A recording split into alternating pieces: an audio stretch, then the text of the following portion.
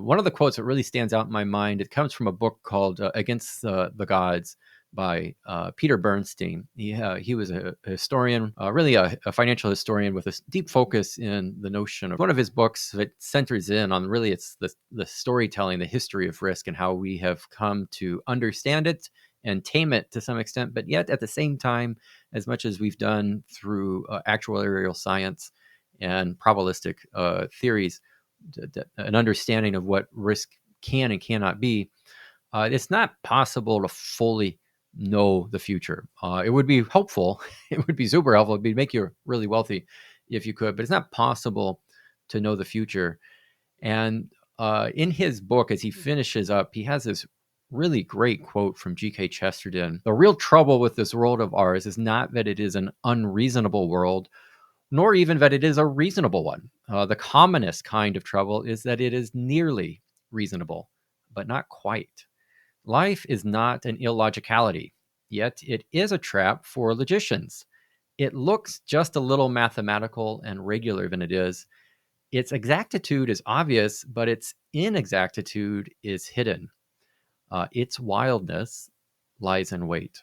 We still work and live in an uncertain future. A common expression used in our industry is, we don't come into this with crystal balls.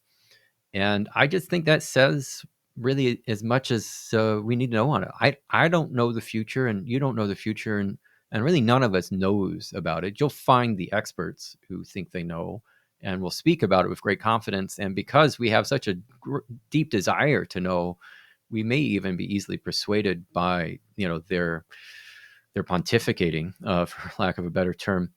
But they experts get things wrong, and they'll tell you for sure, it's a sound bet, take it to the bank, this is going to happen this year. And there's studies that are done with that, in which maybe at best a third of the time these near certainty guarantees things are going to happen don't happen.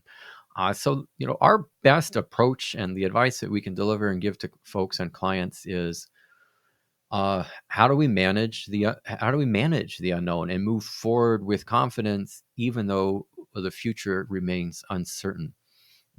And what's the rational approach to managing uncertainty? I think that ultimately could be what the newsletter is about.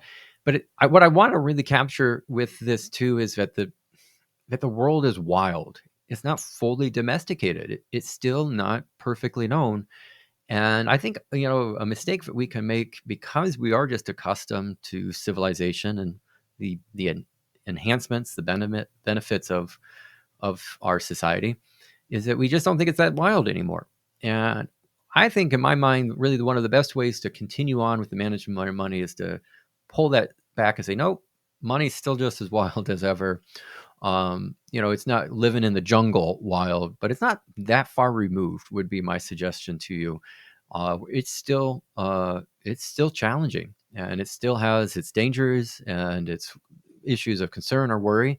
And it's also something that I think you're best to have a guide with, or at least someone to walk with you to help give you ongoing direction on what to be doing with your money.